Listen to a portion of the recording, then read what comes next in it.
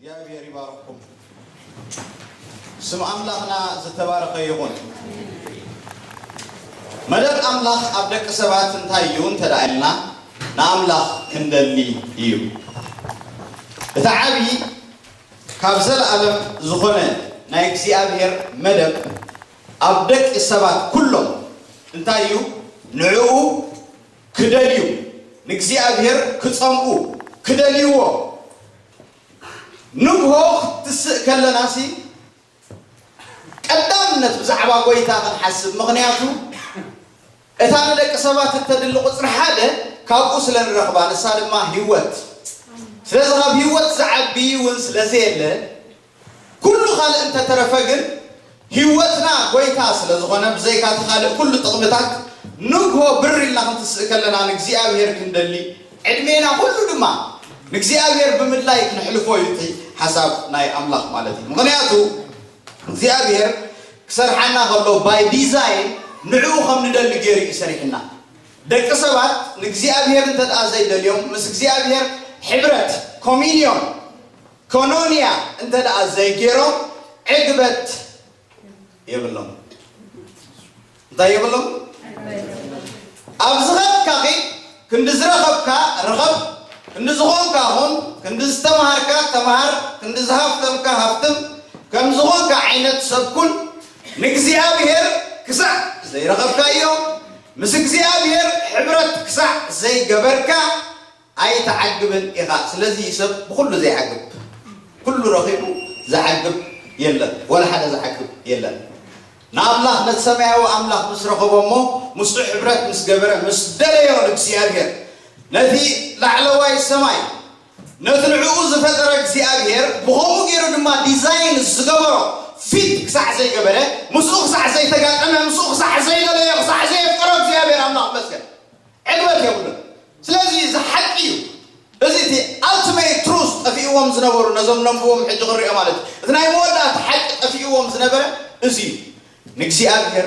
ምድላይ ነፍሲ ንእግዚአብሔር ምስ ደለየት ግን ኣብ ዕግበት ትበፅሕ ማለት እዩ እግዚአብሔር ከምኡ ገይሩ እዩ ነቲ ህይወትና ሰሪሕዎ ወይ ድማ ሴት ኣፕ ገይርዎ ወይ ከዓ ተስፊርዎ ምትስፋር ዝፈልጥ ሰብ ኣሎ ዶ ምትስፋር ማለት ትግርኛ እዩ ምስ ኣብዚ ናይ ወታደራዊ ጉዳያት ገለ ዝነበርኩም እንተደኣ ኮይንኩም ወይ ሃገራዊ ኣገልግሎት ዝኸደ ሰብ ትፈልጦ እዩ ምክንያቱ እተን ካላሽናትና ኩለን ክትስፈራ ይወሰዳ ነይረን ኣብ ሓደ ግዜ ብዓመት እዩ ሓደ ግዜ ብ6 ወርሒ ማለት እዩ ዝኾነ ዓይነት መሳርሒ ክትስፈር ኣለዎ ቅድሚ ናብ መዓላ ምውዓሉ ማለት እዩ ንኣብነት እተን ካላሽናት ይውሰዳ እሞ ሓደ ግዜ ብዓመት ኣብቲ ዝነበርናብሎ ንሕና ማለት እዩ ምስ ተወሰዳ እቲ ቅኑዕ ዝኾነ ትክክለኛ ላይናተን ይሒዛ ማለት ቀዳማይን ዳሕረዋይን ሓባሪ ዝበሃል ኣሎ ካላሽን እንተደኣ ካልእ ኸይና ኣብቲ እምበር ከረድኣኩም እታ ምትስፋር ሞ ቀዳማይን ዳሕረዋይን ሓባሪ ብትክክል እንተደኣ ኣብቲ ቦትኡ እንተዘይኮይኑ ንስኻ ወላ ኣናፃፂርካ ተኩስ ቴንሽን ጌርካ ተኩስ ነቲ ታርጌት ኣይትሃርሞን ኢኻ ምክንያቱ እታ ካላሽን ኣብ ትክክለኛ ቦታ ኣይኮነትን ዘላ እቲ ትዕቅነሉ ዘለኻ ቀዳማይን ዳሕረዋይን ሓባሪሲ ተዛናቢሉ ኣሎ ማለት እዩ ስለዚ ከምዚ ከይከውን ሓደ ግዜ ኣብ ዓመት ወይ ኣብ 6 ወርሒ ኢንስፔክት ይገብርዎ ነይሮም ኢንስፔክት ተገይሩ ኩሉ እቲ ካላሽናት ይውሰድ እሞ እንታይ ይኸውን ይትስፈር ማለት እቲ ናይ ቀዳማይን ናይ ዳሕረዋይን ሓባሪ ኩሉ ትኻልእ ምስኡ ዝኸይድ እውን እንታይ ይኸውን ቀልጢጦም ድዮም ጠውዮም ድዮም ይዕርዩ ኣብ ትክክለኛ ይመፅእ ማለት እዩ ስለዚ ብወገን ናይታ ካላሽን ፀገም ዝበሃል የለን ናትካ ናይ ምንፅፃር ፀገም እንተዘይብልካ ብወገን ታ ካላሽን ቅንዕቲ ስለ ዘላ ፅቡቕ እንተደኣ እናፃፂርካ ፅቡቕ ድማ ነቲ ታርጌትካ ክትወቕዖ ትኽእል ኢኻ ማለት እዩ ኢን ደ ሴም ማነር እግዚአብሔር ንዓና ክሰርሓና ከሎ ተስፊርና እዩ ማለት ሴት ኣፕ ጌርና እዩ ስለዚ ብዘይብኡ ንኻልእ እንተደኣ ደሊና እቲ ትክክለኛ ህይወት ወይ ድማ ዕግበት ኮንተንትመንት ሳቲስፋክሽን የብሉን ወዲ ሰብ ኣብ ህይወት ሓደ ሰብ ትፈልጦ ዘለዎ ኩሉ ከምኡ ኢሉ ጎይታ የሱስ ክርስቶስ ኩሉ ነገር ረኺብካ ኣብ ዓለም ኩሉ ነገር ከሲብካ ህይወትካ እንተኸሰርካሲ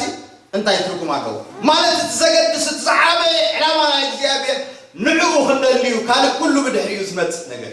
ማር እግዚአብሔር ከምኡ ገይሩ ተስፊርና ካብዚ ሓቂ እዚ ወዲ ሰብ ክወፅእ እንተደኣ ፈቲኑ ንርእሱ ኣይገዶ ብዘይ ዕግበት ይኹብልን ዳኣ እምበር ሰላም ወይ ድማ ዕረፍቲ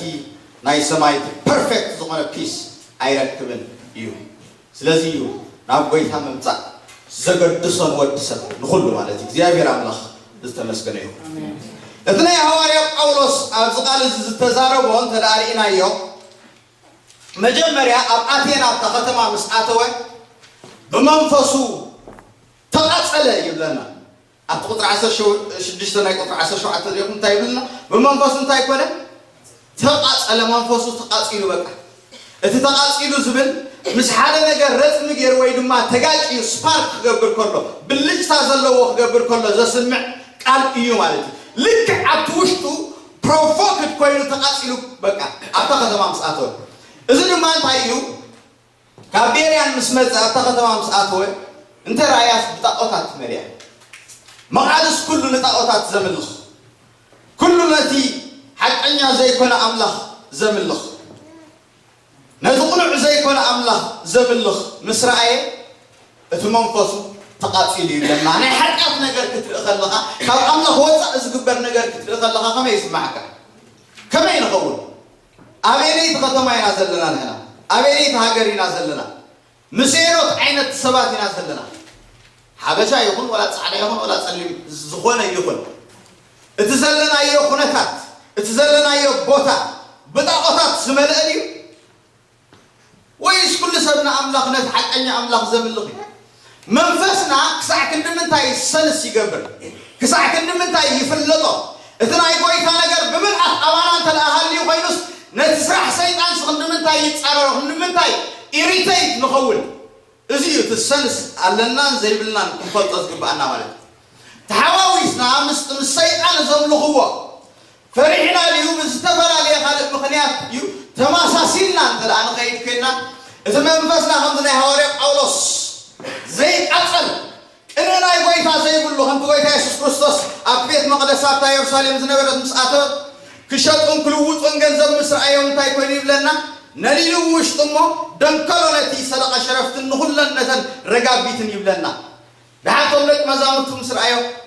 ኣብቲ ቃል ኣምላኽ ቅንኣት ቤትካ በልዓኒ ዝብል ፅሑፍ ባሎ ኣብኡ ኣፕላይ ኮይኑ ኣብ ኢየሱስ ክርስቶስ እቲ ናይ ጎይታ ሓሳብ ብምልኣት ኣብ ውሽጥና ክኸውን ከሎሲ ክሳዕ ክንደይና ነቲ ናይ ዓለም ኣካይዳ ንፃወሮ ብምሕዳስ ሓሳብኩም ተለወጡ ዳ እምበር ነዚ ዓለም እዚ ኣይትምሰልዋ ይብለና ቃል እግዚኣብሔር ከመይ ኢና ዘለና ሐዋርያ ጳውሎስ ኣብ ኣቴና ክመጽእ ከሎ መንፈሱ እንታይ ተቃጸለ ኣይከኣሎም ኢሪቴት ኮይኑ በቃ እዚ ዝኾነሉ ምኽንያት ኣቴና ትበሃል ከተማ ንእሽተይ ብዛዕባ ኣብ ባክግራውንድ ክበኩም እንተደኣ ኮይነ ናይ ግሪክ ዋና ከተማ እያ ኣብቲ ሽዑ ግዜ ኣብ ሕጂ እውን እንተኾነ ናይ ግሪክ ዋና ከተማ እያ ግን ብጣዖታት ዝመልአት ከተማ እያ ስራሓት ካይላ ይኹን ናይ ካልእ መንፈሳዊ ኣምልኾ ናይ ጣዖት ይኹን ብኸምኡ ዝመልአት እያ ኣዝዮም ስልጡናት ዝኾኑ ሰባት ነይሮማ እቶም ደቂ ዓዲ ጥራሕ ዘይኮኑስ ቱሪስት እውን ኣብኡ ዑደት ክገብሩ ዝመፁ ንዙረት ዝመፁ ብዙሓት ይመፁ ከም ዝነበሩ ኣብቲ ግዜቲ ሕጂ እውን እንተኾነ ኣቴንስ ብኸምኡ ኣዝያ ፍልጥቲ ከተማ እያ ብዙሕ ቅርስታት ዘለዋ ብዙሕ ቅርፃ ቅርፂ ዘለዋ ብዙሕ ናይ ጥንቲ ቤት ትምህርትታት ናይ ምዕራባዊ ዝኾነ ስልጣነ ኣብታ ከተማ እቲኣ ዝፈለመ ናይ ፍልስፍና ቤት ትምህርቲ ናይ ስነ ፍልጠት ቤት ትምህርቲ በዓል ፕሌቶ በዓል ኣርስቶትል በዓል ሶቅራጦስ በዓል ፐርማኒድስ በዓል ዚኖ ሄራክላይድስ ዝበሃሉ ኩሎም ቶም ፍላስፋታት ናይ ምዕራብ ነዚ ሕጂ ዘለናዮ ሃገር ኣሜሪካ እውን እቲ ናቶም ኣካይዳ ክሳብ ሕጂ ብሓያል መገዲ ዝጸሉ ኣብኡ ስነ ፍልጠት ዝበቆለ ክሳብ ሕጂ ዝሰርሕ ዝነበርዋ ከተማ ስልጥንቲ ከተማ እያ ነይራ ስለዚ ሐዋርያ ጳውሎስ ናብ ምስ መጸ ግን ኣይተሓጎሰን ብዙሓት በጻሕቲ እዮም ዝመጽዋ ነይሮም ብዙሓት በጻሕቲ ክመፁ ከለዉ ኣብኡ ኣብ ፅሑፍ ኣብ ምዕራፍ 17 እውን በጻሕቲ ከም ዝነበሩ ይነግረና ቃል ኣምላኽ ባዕሉ እዞም ብዙሓት በጻሕቲ ክመፁ ከለዉ ኩሎም ግን ብምግራም እዮም ዝቕበልዋ ነታ ከተማ ምስ ኣተው ይርእዩ ህንፃታት ይርእዩ ዓበይቲ ህንፃታት ነይርዎም ስልጡናት ዝነበሩ ቤት ትምህርትታት ነይርዎም ስልጡናት ፍላስፋታት ነይሮሞም ኩሉ ዝረአይ ነገር ምስ ረኣይቶም በጻሕቲ ብምግራም እዮም ብጣዕሚ ዘስተንክሩ እሞ ልቦም ድማ ይሕጎስ ከም ዝነበረ ካብ ምግራም ዝተላዕለ ኢና ንርኢ ሐዋርያ ጳውሎስ ግን ኣብታ ከተማ ምስ ከደ እንተኾይኑ መንፈሱ ተቃጺሉ ፒፕል መንፈሱ ተቃጺሉ ብዙሕ መልእኽቲ እዩ ዘለዎ ብዙሕ ነገር ክንገብር ንኸይድ ኢና ኣብ ዝተፈላለየ ቦታታት ከመይ ዓይነት ይስማዓና ዘይ ኣምላኻዊ ነገር ክግበር ከሎ ስኢልና ርዕሽሽ ኢልና ጎራይ መብፃሕና ዶ ንገብር ወይስ ቅንኣት ናይ ጎይታ ኣብ ውሽጥና ክሳዕ ዝነድብ ዝተቐመጠ ነገር ኣሎ እዩ ክሳዕ ክንደይና ኣምላኽ ንደልዮ that matters ኣቴና ቶርቱሊያን ዝበሃል ካብቶም ናይ ቀደም ናይ ቸርች ኣቦታት ማለት እዩ ኣብ 160 ዓመተ ምህረት ዝነበረ ብዛዕባ ኣቴናን ተዛረብ ከሎ ኣቴና ምስ ኢየሩሳሌም እንታይ ያራኺብዋ እዩ ተዛሪቡ ማለት ከም ሐዋርያ ጳውሎስ ኣብ ካልኣይ ቆሮንቶስ ምዕራፍ 6 ተጽሒፍዎ ዘሎ ክርስቶስ ምስ ብልያል እንታይ ያራኽቦ ጸልማት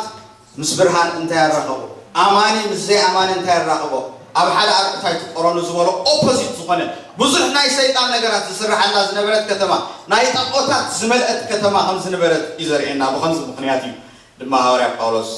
ዝተቃጸለ ብስልጣኒኣ ኣብቲ ሽዑ ዝነበረ ዓለም ብፍላይ ኣብቲ ሚድል ኢስት ክሳዕ ሮማ ዝተዘርግሐ ቦታታት ካብ ኢጅፕት ጀሚሩ እቲ ናይ መጀመርያ ክርስቲያኒቲ ዝተዘርግሐሉ ቀዳማይ ክፍለ ዘመን ኣብዚ ቦታታት እዚ ሰለስተ ዓበይቲ ዩኒቨርሲቲታት ከም ዝነበራ እዩ ታሪክ ዝነግረና ሓንቲ ኣብ ኣሌክሳንድሪያ ኣብ ኢጅፕት ካልአይቲ ድማ ኣብ ተርሰስ ሐዋርያ ጳውሎስ ዝተወልደላ ኣብ ቱርኪ ማለት እዩ ናይ ሕጂ ኣብቲ ጫፍ ሳውዘርን ፓርት ናይ ቱርኪ እታ ሳልሰይቲ ድማ ኣብዚ ኣቴንስ ትበሃል ከተማ ሐዋርያ ጳውሎስ ሕጂ በፅሕዋ ዘሎ ማለት እዩ እዘን ሰለስተ ዓበይቲ ዩኒቨርሲቲታት ካብኣተን ተዓብየት ናይ ኣቴንስ ከም ዝነበረት ከምኡውን ናይ ኣሌክሳንድሪያ ድሓር እውን ናይ ተርሰስ ምናልባት ናይ ኣሌክሳንድሪያ ትወዳደርያ እዩ በሃል ማለት እዩ ስለዚ ኣዝያ ስልጥንቲ ዝነበረት ናይ ጥንቲ ከተማ ምዃና እዩ ቃል ኣምላኽ ዝነግረና ማለት እዩ እዚ ኸውን ከሎ ግን ሐዋርያ ጳውሎስ ኣይዓረፈን ከም ዝበልኩኹም ጣዖታት ምስ መልኡ መንፈሱ ተቃፂሉ ሽዑኡ ድማ እቶም ክልተ ዓበይቲ ፊሎዞፈራት ኤፒኩሪያን ኤንድ ስቶይክስ ዝበሃሉ ዝረኸብዎ ማለት እዩ ኣብ ወቅቲ ቁጥሪ 18 ዘሎ ማለት እዩ እዚኦም ንሓድሕዶም ክልቲኦም መጻርፍቲ እዮም ማለት ናይ ክልተ ሰባት ጉጅለታት እዮም ሄራክላይደስ ኤንድ ፐርማኒደስ ዝበሃሉ ክልተ መራሕቲ ነይሮሞም ሓሊፎም ሞይቶም እዮም ቅድሚኦም በዓል ፕሌቶ በዓል ኣርስቶትል ነይሮም ሓሊፎም ሞይቶም እዮም እዞም ጂያንትስ ዓበይቲ ፍላስፋታት ነቲ ናይ ሓቂ ናይ መወዳእታ ምርካቡ እኳ ዝሰኣኑ ንሕና ግዳ ክንድምንታይ ክንረኽቦ ኢና ኢሎም ኣብዚ እዋን እዚ እቲ ኣልቲሜት ትሩዝ ዝበሃል ናይ መወዳእታ ሓቂ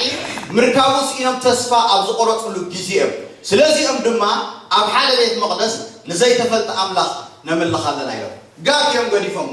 ሓደ ኣምላኽ ዝተፈልጠ ከምዚ ዝበለ ሽም ኣይኮነን ኢሎም እንታይ ዳ ጋህ ኣቢሎም እዮም ገዲፎሞ ኣይንፈልጥን ኢና ግን ዝኾነ ኦፕን እዩ ዘሎ ዝተረኽበ ኣምላኽ ግን ከኣቱ ይኽእል ዓይነት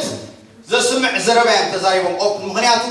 ሓቂ ዝበሃል ስኢኖም ስለዚ ከምቲ ሐዋርያ ጳውሎስ ዝበሎ ንብላዕ ንሰሞ ንሙት ዓይነት ኣረዳድኣ እዩ ነይርዎም ስለዚ ሐዋርያ ጳውሎስ ክዛረብ ከሎ ኣብቲ ኣርዮስፋጎስ ዝበሃል ምስ ወሰድዎ እቲ ኣርዮስፋጎስ ዝበሃል ገዛ ርእሱ ብዙሕ ታሪክ ኣለዎ እቲ ፓርቶነን ዝበሃል ዝዓበየ ቤት መቕደስ ናይቲ ኣቴና ናቱ ታሪክ ኣሎ እቲ ኣጎራ ዝበሃል ድማ ኣብኡ እዩ ሐዋርያ ጳውሎስ ሰብኽ ነይሩ ማለት ዕዳጋ ማርኬት ፕሌስ ኣብኡ እናሰበኸ ፅባሕ ከሎ እዩ ነዞም ምሁራት እዚኦም ረኺብዎ ምስ ረኸቦም ድማ በልስተ ሓድሽ ነገር እንተለካ ክንሰምዓካ ክንወስደካ ኢሎም ናብቲ ኣርዮስፋጎስ ዝበሃል ናብቲ ዝለዓለ ቦታ ከውሒ ናቶም መጋባእያ ዝጥቀምሉ ዝነበሩ ወሲዶሞ ማለት እዩ ኣብኡ ምስ ከደ እቲ ኣርዮስፋጎስ ዝበሃል ናይ ውግእ ኣምላኽ እዩ ንባዕሉ ኣብኡ ኣብቲ ቦታ ኮይኑ እዩ ስለዚ ዝምስክረሎም ዝዛረቦም ዘሎ እዚ ዘረባ እዚ ማለት እዩ ከምዚ ኢልዎም ካብቶም ተቐነይትኩም ድማ ሓያሎ ንሕና ካብ ዓሌት ኣምላኽ ኢና ኢሎም ከም ዘለዉ ብኡ ኢና ንነብርን ንወሳወስን ብኡ ኸ ኢና ዘለና እሞ ንሱ ካብ ሓደ ሰብ ኣብ ርእሲ ኩላ ምድሪ ክነብሩ ኩሉ ዓሌት ሰብ ፈጥረ ንሱ ካብ ነፍሲ ወከፍና ዘይረሓቕቕ ንሱ ምናልባሽ ሓሰስ ኢሎም እንተረኸብዎ ንኣምላኽ ምእንቲ ክደልዩ ንመናበሪኦም ድማ ውሱን ዘመናትን ድቡብ ደረትን ሓገገሎም ይብለና ስለዚ ኣብዚኣ ኢና ኣትኪርና ሕጂ ክንርኢ ማለት እዩ ንኣምላኽ ምእንቲ ክደልዩ ዝብል حرق الله إذا كليو تترجم زلوا كل تترجم الله حدا تمدلاي نسب تسأناتي خافوك تجبر الله ويك أصلاً ترى على ليها ذا سمع علي يدلي الله يبهالي إدخال أي مدلاي ما نال عملو خذ غدا كدليو بفقري نجزي أبير بالصعوبة خلها مملا كدلي خلها ذا سمعي مدلاي سبل مالتي إتمركب دبل دمامس أملا حبرة مدبر بمنفس كا مسجزي أبير محبار مالتي أما سحب قدس سجزي أبير منفسيو تمزم له هو دما بحقن بمنفسكم له هو يقبع لنا الله سلازي أملاخ برأيو سلاز فترنا نحنا هم تزبالكم مو سلاز تسفرنا مس أملاخ بمنفسنا إنا نرخب مصر حبرات كلوانا كنت تناخب إذا يتناي مورد أتا بلان نايك زيابير مالتي كنتي أنا أبو ما أباي نسخاتون ما أباي كلنا لما خن حبر زبالة ويا يسوع كريستوس لك نعو أبلايز قبر مالتي إتي ناي مورد أتا نايك زيابير حسب أبدك سبات مالتي كم تخون كله خم جمريا من زبالكم عادي زلا ألما ومخري مدب نايك زيابير أبولي كيدان يقول أو حدش كيدان إيكونومي كل زر ورد سب نعم الله كدليو زبل عدمه ويد ما تصوحيه هاري بولس نسب أتينا زبلون دلو دما زلا ألما ويمدب نايك زيابير زنطا على له حساب الله بزوم سبات زي أم باغا نسيم أي أمنتنيم إذا قال زي بفلاي particular نعم خوني خلي زبل حساب كنا لعلم خلينا بزح جزيت في الله أبو أنت خلنا كن هاري قولس الزارب زلوا إنسان ساي أكالي نمن نابريهم تبل قال الله نمن بريهم أيكونن إلهم إذا نمن نابريهم زبل قال لما نمني فيت نعوم دايركتلي أيكونن الزاربهم زلوا نحل سالساي أكالي الزاربهم زلوا سلازم نمن مقانو اتمنسو أبقصري إسراش اشتناقو الله مالتي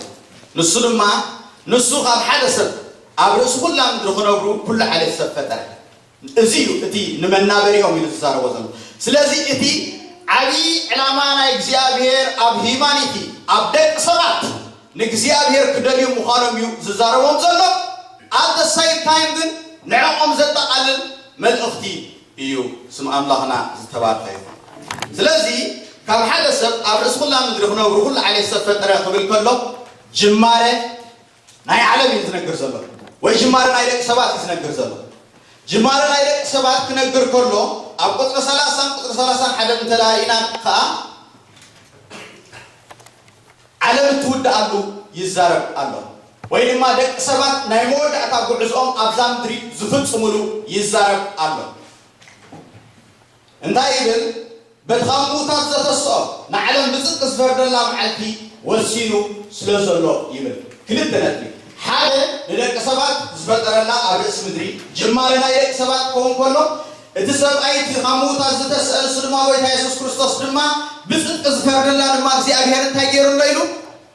والسينو الله ودوك زرباي والسينو الله مالتي إذن ما نايمود أتاني علم مالتي أبرا يوحنس معرف إسرام زعمات نايمود أتا جاجمنت توم هياوان توم موتان زفردلو كزارب كله نعقو يمالتي نايمود أتا نايدك سبات أبز مدري زودلو مالتي أمونغو أما أكان زغلت تجافات زلو سنحات جيزيو وسن زبناتن دوب دراتن حقو قدام إلو زلو مالتي زياد يرز كله خقبر كلهم بأرن دك سبات انتاي كوينيو جمارة غيرو مودة أتا دمالوا نزوسن جزيان دوب دراتن زغبر اللهم مغنيات سي نعمله كدليو ومو كروح بوو حزب أملاح قومي بالمالو مالتي يا برامة سلازي أبتعدتي زيو تقولوا أكايدنا أتي ناي كريستنا هيوتنا يكون علاماتنا كله أبتعتزي عبي مدب ناي إجزيابير يوز سرع مجمريا إجزيابير كندلي كن صعبه كن فلطه كن الرهبه دليت سبها الحجي مالت حنصب أمانة سلازخون كاس إجزيابير دليها ودي كاي التدليت سبل زلان إجزيابير مدلاي أب حاجة من إجزيابير دليخاس أبو ودي كامالة هايكونا أبزت نحت جزيزي علم كات فتر جميرا صح فرد جزيز الله بمولو عندك سبات فترة الله موسن زمانات درت نزجبر الله بسي نعيون إخزيابير كدليوه يزب الله نهاري قارنا هذا حسب أملاك كندليو إيو مالتي إخزيابير أملاك مس زي عدل كوينو جن دك سبات دما نأملاك أيدليوون يبقى كم زمن صحيفة صحيفة أبرومي معرف سلسته هبقصة الشعات حساب 10 خلطان كيلين رومي معرف سلسته كات الشعات حساب 10 خلطة زلون تدارينا 50 بل انتاي لا ايو كباتاتو من حشل بدو قالونا حنتكوا ايهود كونوا ويتصرعويان كلاتهم تحت حاجات مخانهم قدم كسيسنا لنا كمون تضعيف له حدا كوا صادق يلبون حدا كوا زستبهل يلبون حدا كوا املاح زدليو يلبون كلاتهم زنبلو كلاتهم حبيرهم زيدهم كونوا صبق زغبر يلبون حدا كوا يلبون يبلنا اسم املاح يمسكن this is very serious هذه serious نغري بلبون እግዚአብሔር حدا زدليو يلن ازي زدنغس حانت سباخيت اب ኢትዮጵያ قد كنيغم 4 عمت يخون سمع كواس املاح بكل هافتام كله بدق سبات ግን هافتام አይኮነን ይላል ስገርም ነገር اب ኢሳያስ ምዕራፍ 1 ተዳሪኹ እንስሳኳ ብዕራይኳ ንዋኑ ይፈልጦ አዱን ንመብልዕ ማን ዋኑ ይፈልጦ ህዝበይ ግን እንታይ ይገብረለይ أيستبهللن يدمايو مالسي attention جيرو focus أيقبرلين إذا زجدس نجاري إلوسي قديلو كمتي أبز ندري قد خويننا حدا نجارات بدل أي إنه أكثر له ساعات important زخانة issues علنا لك كم جيرو نجزي أبنير زكاتاتولو زدليو زستوعلو ناتو نجار زدلس يلا نيلو هزبي وننتقنا أيضاً يدني لإخزيابير الله مالتي مار نزي إخزيابير كندليو ريستور كنكون انت الأخينا كنملس انت الأخينا كنفوس انت الأخينا نرأسنا عن نتون تصبينا زلون نايعوت سبات إن دحل سبات مدحان نمت تعم بسرات النمت صبوا أجر زلون تعم بسرات النبسر سبات كنكون ريستوريشن يدينا صبوا الله فعلا من حتى أجر يكون كل ما قال لي سبحان الله الأملاك يملك يسنا سرعة كيره ديسيبلين علني ناي مورال سبين إلكا نرزقك ما تصدق يكالي الأملاك زنقرنا زلوجن outstanding زخانة نجزي أبير بزبكة نبرة بزبكة مجدي إثنا يوش تنقرسي فرفنت زخون كم زهاري أول سبت أتينا وسمزة بمنفسو تقاطع زبلنا كم عينك نجزي أبير دليت كني هرفان نجزيابير مسحب تدليت تبلو زلا نسي كم عين الدليت نجزيابير كندل يومو بريك سروخنا من زي صواعنا نجزيابير زبا الله عود كنا من انت الأغينا أبهيوتهم سانا زلون أبهيوتهم صبينا زلون مالتيو بريك سرو راديكال نجر مقبار يدينا مالت إذا أنا صبق نمسمع ترح زتدالو خوني يقول أكمل أتاك زيسين إذا أنا ما صحي وامسي سحاس لازقبر الله نعو إيش سلازلو زحكخ نجار أنت زي كوينو نتسحى أسريو زخيت أيدلينيو سي كم زي بارادوكس انتاي زبال زكلينر حقي جزالك دس هيكون زدلي انتاي دا سحاس لازلو just massage زقبرهم يوم زدلي سأني حق أدحرسهم من دي أدحر محل خاتم الله no قوم عينك تكوني بنا if you need a breakthrough أبهيوتك breakthrough تقبر تلاقينك قرفوا ناي عالم نقر هيكون كنت زارب زلهم ناي أملاخ سب كتبها بقويدا ناي سب judgment ناي سب إذا حد بزي قدس حلنا هاجن نا أملاخ دس إلو عرفتي زلوا خسعز خون نجزي أبير زبك عينك نابرا تقبر تلاقينك أزيد بركينا عينك توصل لك زريل كاتو بوغيرو لازم እግዚአብሔር ዘለና ድሌት ወይ ድማ ሃንቀውታ አዝዩ ይውስነዩ ነቲ ናብ ዴስቲኒ ናዝወስድ ወይ ድማ እግዚአብሔር መዲብልና ዘሎ ነቲ ናብራ እንነብሮ ዘለናውን ማለት እዩ ስም አምላክ ዝተባረከ ይሁን ስለዚህ ሐዋርያ ጳውሎስ አብዙውን እንተቆነ አብዝሮሜ ናአምላኽ ዝደልዮ የለን ኢሉ አምላኽ ከአድሎይኒ ይብላል ንሕናኻ ኣይንደል ኣብዚኣ ተፋጢጥካ ስቕ ማለት እዩ ዝገርመኩም ነገር ግን ናአምላኽ ደልዩ ዝሰኣኖ ሰብ ድማ የለን ናአምላኽ ካብ ልቡ እንተደኣ ደልይዎ ይረኽቦ እዩ ኖት ናአምላኽ ጥራሕ ደልይዎ ዘይኮነ how passionately you need things ወላ ነገራት ኣብ ምድሪ ኸማን ክሳዕ ክንደይ ኣዝኻ ብሃንቀውታ ትደልዮም ኣዝዩ ውስን እዩ ኣዝኻ እንተደኣ ደሊኻዮም ዘይትገብሮ ነገር እውን የብልካ by the end of the day እውን ትረኽቦ ኢኻ most of the time ወላ ምድሪ ማለት እዩ ንእግዚአብሔር ግን እንተደኣ ደሊኻዮስ ንስኻ ዘይኮንካ ትረኽቦስ ባዕሉ ዝርከበልካ ስምዖም እግዚአብሔር ኣምላኽ ዝተባረከ እንተ ደሊኹምስ እንታይ እዩ ስለዚ ዘይረኸብናዮ ምኽንያት እንታይ እዩ plain clear እንተ ደኣ ደሊናዮ ግን እግዚአብሔር ዝሕባእ ኣምላኽ ኣይኮነን ርእሱ ዝገልጽ ኣምላኽ እዩ ኣብ ኣፍ ደገ ገዛ ኮይነ ኳሕኳሕ የብል ኣለኹ ሓደ እኳ ድምፀይ ሰሚዑ እንትኸፈተኒ ኣነ ናብኡ ከኣትየ ምስኡ ድማ ክድረር እየ ንኣቦይ ድማ ሕብረት ምስኡ ክገብረሉ እየ ኣነን ኣቦን ብሓንሳብ ኮይና እዩ ስለዚ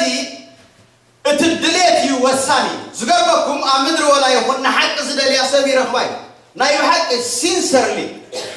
ልግሚ ብዘይብሉ ዓይነት ኣካይዳ ንሓቂ ነቲ ናይ እግዚኣብሔር ነገር እንተደኣ ደሊኻዮ ኣምላኽ ባዕሉ ኣየጋግየካኒ የርክበካ እዩ ስለዚ ትጋገ ወይ ድማ ትጠፍእ ወይ ድማ ኣብ ስሕተት ተኣቱ ወይ ኣብ ካልእ ነገር ንእግዚኣብሔር ዘይበቅዕ ወይ ድማ ዘይፍቓድ ኣምላኽ ዘይኮነ ነገር ትርከብ ጀስት እቲ ቕኑዕ ነገር ብልብኻ ሲንሰርሊ ስለ ዘይደለኻዮ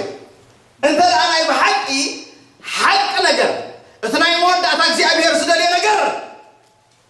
እንተ ደኣ ደሊኻ ዝገር ከመይ ገይሩ ምኸሽካዓካ ኣምላኽ ጻድቕ ኣምላኽ ሓደ ሽሙ እንታይ እዩ ኣብ ብምሉእ መፅሓፍ ቅዱስ እንታይ እዩ እቲ ብፅድቂ ዝፈርድ እቲ ብፅድቂ ዝዳኒ እቲ ብፅድቂ ዝመላለስ ኣምላኽ እቲ ብፅድቂ ንህዝቡ ዝርኢ ኣምላኽ ጃስት ቅኑዕ ከም በትሪ ዘንጊ መንግስቱ ዘንጊ ቅንዕና የብለና ማለት እዩ ስለዚ it's a matter of honesty it's a matter of sincerity how sincere you need God ክሳዕ ክንደይ ንኣምላኽ sincerely ትደልዮ እዚ እምበር ኣምላኽ ርእሱ ዝሓብእ ኣምላኽ ኣይኮነ ኣነ ንቤት ያዕቆብ ክፅውዕ ከለኹስ ንኸምቲ ኢኮም ክፀዊዐ እግዚኣብሔር ክፅውዕ ከሎ ናቱ መደብ ኢንቴግሪቲ ዘለዎ ብዝፅውዓካ ብቓሉ ዝትሓዝ ኣምላኽ እዩ ስለ ቃሉ ኢሉ ድማ እቲ ዝበሎ ነገር ዝገብር እዩ ኣብቲ ቃል እንተደኣ ደው ኢልካ መዓልቲ ይንዋሕ ይሕፀር ደኣ እምበር እቲ ናይ እግዚኣብሔር ሓሳብ ክፍፀም ብግዲ እዩ ስም እግዚኣብሔር ዝተባረኸ ይኹን ክሳዕ ክንደይ ትደልየና ኣምላኽ ግን ኣዝዩ ወሳኒ እዩ ማለት እዩ ካብ መዝሙር ዳዊት ይጠቒስዎ ሐዋርያ ጳውሎስ እዚ ኣብ ሮሜ ምዕራፍ 3 ዝረኸብናዮ ኣብቲ መዝሙር ዳዊት ዘሎ እንተደኣ ርኢና እውን ኣብ ምዕራፍ 14 ካብ ቁጥሪ 1 ክሳብ ቁጥሪ 3 ዘሎ ከምዚ ዝብል ፅሑፍ ኣሎ መዝሙር ዳዊት መበል 14 ካብ 1 ክሳብ 3 ከምዚ ይብል ዓሻስ ብልቡ ኣምላኽ የልቦን ይብል عشنة عم مصحف قدس زي نحنا بعالم عشنة كالو ترجم يزلوا عم مصحف قدس عشنة قلنا أملاك زي فلتي فلاسفة خول غني إذا ما يأتينس فلاسفة كلهم ريحهم نا أملاك يفلتونه مسحيتهم مين كسر زي تفلت أملاك زريهم كلهم just تمرتس لستمهارك ويد ما أبي يونيفرسيتات باتشلر ديجري ويد ما خالص لازم أخص نا أملاك زقربك يكونن نأملاخ زقربك كان أملاخ مدلايو أنصار تمرتيكم كزارب الله أنا بعليه تمهاراي أنت هنا قل تتمرتيكون الناب أملاخ زقربك بوزحنا يزفلت كا بوزحنا يستمهار كا بوزح تمرتنا يزدلها أيكون الناب أملاخ زقرب ناب أملاخ زقرب نأملاخ simply كدليو خلقاي easily السون تايو أب حسانات يزركب مالت بقول عنا زمرالس نزدليو مالت سلازي بفلسفنا بتمرتن مليا خلا تعدي بو متن طاوتات بزحوا عليهم هاي قالوا مسمى صبهم يتقاتلوا جاست معول سلاز خنس املاحاو ነገር አለው ማለት አይኮነም አይንዳ ነገር ምክንያቱ አብዝ ማዕበል ሀገር ስለዘለናስ ብዙህ ናይ ቴክኖሎጂን ብዙህ ፍልስፍናታትን ብዙህ ኢዚሊ አክሰስ ትረክበሉ ነገራት አለው እሱ ማለት ግን فقال أملاخ قومي مالت أيكون فقال أملاخ منفسنا ينعنا لليوم فقال أملاخ العنا تقبر محرد كتفتو بمقد أملاخ كأختم مالالس إذن تزي كويس كابا غاسدر الليل لله أملاخ فعل سلازتنا إكسياب هي الحسب بزنا يمدرس أنا بو evaluate تقبرو أيكونن تفاليتي ناي قويتا مستي integrity ناتو ناي إكسياب هي تسكي زغيلي ناي إكسياب هي قدسنا زغيلي ناي إكسياب هي نتسهلنا سلازي يقول عنا حرمانا لسقبأنا أما أكل أمنتي يقول أما أكل زي أمنتي أما أكل علماوية كل جزء من اللاسنا كمنا أملاخ من فرح حسابات كنا كتير إحنا أملاخ من الله يناز الرأي قوي درجات مزل بمزرابنا spiritual نجارس لاستزاربنا يكون تعجزني يقولون معنا تحققنا وصين آمين قوي يكون سلازي نبويتا مدلاي جن حدا قبل بيز جمر أبي جمر سبير يد رزق خلوك بقديو مجمار كون أبلبي سلز أبلب زلوا بدأ خوات بقديو بدأ زوات أجن not necessarily أبلب سلزلوا ترداكم على just بدأ جزء منفس أو نجار سلز جبرس لبوا بأملاق زت تحزق يقوموا الأمانات أيقونة لبوا أوشتي بقيت أنت لا تتحجبن بدأ خجم فلكا بقديو سلز تمجمع كوشت ندقة تحدش سب استمهرنا كوشت ندقة سلوات مالتي سلازتنا أملاخ زدل سبوي يزفلك مس أملاخ زلوا حلناوي عرفتي لوتر مستخصص نقولكم زعمنا يحلنا نقرب سلازت لينا مالتي الريفورميشن جزء تعسرش تشتغل في الزمن كلهم طب إمباير يقولوا تو بوب كاثوليك تشرش رومان كاثوليك تشرش خصمه أبتي دايت أوف وورمس بعد ما جاب أيام سمعت أبكر متنقص ناي إمبيرورين هات أي نيرو أو الدواء بيلو ما بينه مالتي دو مسبلة نسخة منافقنا فيها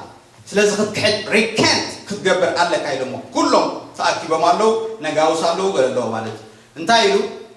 حلناي بقال أملاخ تماري في زي رامنا سلازي أنا نهار لخدويله ريكنت كتجبر أي كلي أنصار حلنا خام خدك نور سيف أيقونن مقدم الحنا يكونن ونعون أيقونن التزاري مالنا سلازي تحلنا أنا بقال أملاخ زتمارغ بتجاست زخنا مقدنا يكسياب هيربو زتمارغ خوم كله مقدنا كل ما أملاخ بزفره مالت صار حل جزية طريقة خلقاتي وتنا أواني الكاس بقى كبت على ما هو زخفة قوي نسمع كل نقدر بلوت يقبل بلوت يتصنع أجان أنت اللي تتكملوا ناخذ تتكملوا خجرمنا يبقى أني خلوا بجدي جن كم آمنت إحنا كل جزء سرح تصدق نسرح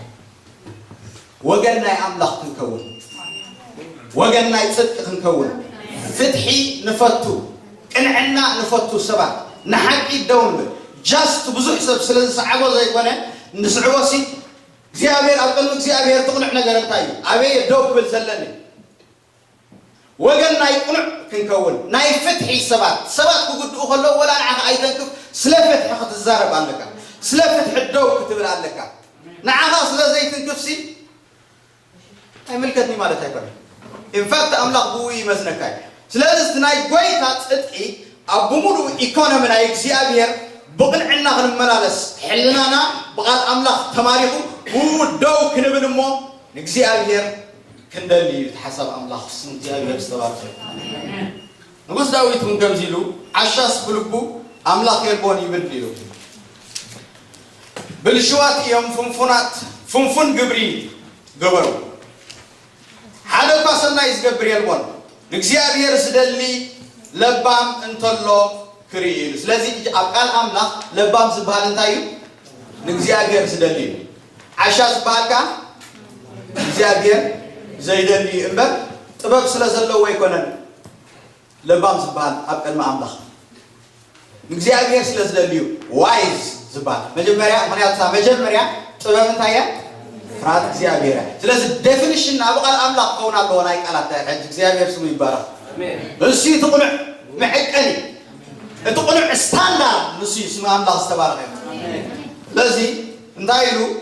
እግዚአብሔር ዝለለባ ምን ተሎ ክሪሉስ እግዚአብሔር ካብ ሰማይና ደቅ ሰጠመተ ሁላቶም ዘንቢ ነው በዘለው ሁላቶም ረቂሶም ገለሰና ይዝገብር የልቦን ሓደ ፋይልቦን ዳዊት ሐዋርያ ጳውሎስ ካብዚያዩ ጠቂሱ አብሮሜ ምዕራፍ 3 ተዛረበ ማለት ስለዚህ አምላክ ድላይኒ ይብል አሎ ደቅ ሰባት ድማ በባህሪና ድሕርቲ ሐቂያት አይን ደልዮን ኢና ነዚ ነገር እዚ ይምባርበት ተሐደሰ ህይወትና ተቀሪጽና ከም ሐዋርያ ጳውሎስ መንፈሱ መንፈስ እግዚአብሔር ስለዝተዋሐቀ ነትና እግዚአብሔር ነገር ጥራሕ ስለዝደሊ ነትና ዓለም ነገር ክኸሎ ኢሪቴት ዝኾነ ልክ ንሕና ድማ በት ተሐደሰ መንፈስና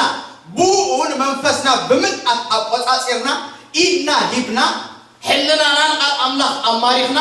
ንግዚአብሔር ክንደሊ አንጻረቲ ስጋና ዝደፍጥ ማለት ስለዚህ ገድሊ አለው ማለት ሲምፕልስ ኢንካት ማላሎስ አይኮነን ክርስትና ማለት ለዚህ ሐዋርያ ጳውሎስ ሰናይ ገድል እምነት ተጋደል ዝበለው ለጢሞቴዎስ ገድሊ አለው ዋጋ መክፋል አለው ዲሲፕሊን አለው አንጻር ድሌታት ከምምልላስ አለው ብዙሕ ጊዜ እንደየ ነገር ትገብሪና እንደሊ ቃል አምላክ ግን ብዙሕ ጊዜ ፍሬ ይኸሎ ኣብ ህይወትና አንጻር ትንደልዩ ሞሪያት እግዚአብሔርና ከአምኑነት ፍትና ይደልዩ ፍሬ ይደልዩ በሐቅረን እግዚአብሔር ዚያዳ ሁሉ ሐሳባት ካትደልየኻ زيادة دليتات كانوا እግዚአብሔር ትመርጽኻ ይትረፈና ዓለም መخሰብና ዓለም ይትረፈኒ ኢልካ እግዚአብሔር ይሕሸኒ ኢልካዶ ትውስን ኢኻ እግዚአብሔር ይደልዩ ምክንያት ስለዚህ አንጻረት ስጋው ድሌትካ ዝኾነ እግዚአብሔር ድማ ቃሉ ስለሱ ለዝና አምላክ ትደልዩን ዘይ ትደልዩን አንጻርት ድሌት ናይ ስጋ ከይት ከለኻ ዘይ ሕጉሰካ ጥቅም ዘይብሉካ አንተ መሰለት ናይ ጎይታ ግን ويدان عقات أمين الله I need you أنس نبخا مصقح يحشني إلى نقص داوود أنس نبخا مقواي يحشني